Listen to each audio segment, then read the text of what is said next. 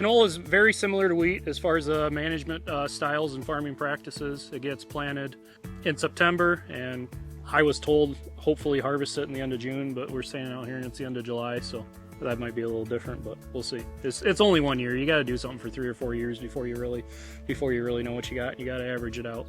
It gets sprayed, or at least we sprayed it 3 times, just like wheat. Herbicide pass, nitrogen pass, fungicide pass. Actually, I take that back. We sprayed it 4 times because we did desiccate this, make harvesting easier. They want the canola to be 10% or under at the elevator. They don't want any green seeds. They can dock you, so we just desiccated it to play it safe. I'm Zach Wagner. I'm Ronna Wagner. We're currently here just north of St. John's in Clinton County, Michigan, about ready to harvest some canola. Ideally, the canola is going to replace our wheat crop, is the goal, where we do have some cattle, but we don't need a ton of straw, and traditionally we're growing 400 to 600 acres of wheat in our crop rotation. Like I said, we don't need the straw. The economics in wheat just aren't working out, and we need a rotation on our lighter ground that we necessarily don't want to plant to corn.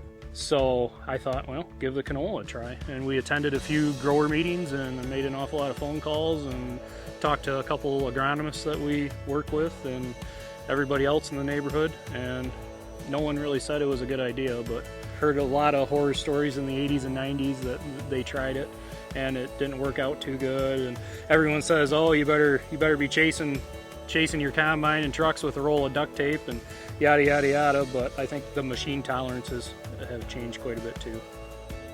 Actually, this is getting hauled to ADM Weberville, and then I believe they're going to put it on the rail. It'll end up in Windsor, Ontario to get crushed.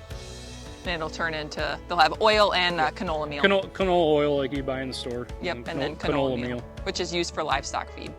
Times are tough right now. We're in a downturn in the ag economy, and everyone's just looking at a way to be more competitive and make money. Is really what it comes down to, is being profitable.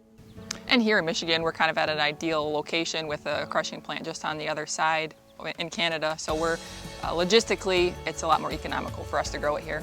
It's fun, it's exciting and nerve-wracking. I mean, we, as farmers, we always love to learn new things. So trying something new is exciting, but also nerve-wracking because we learn by failure. So we trying to keep on top of as much as we can. It's a challenge. It's just like renting a new farm. You go out there, you soil test it, you get the analysis back, and you see what the recipe is to make a good crop. It's just, everything's new, just new and different. It's a challenge.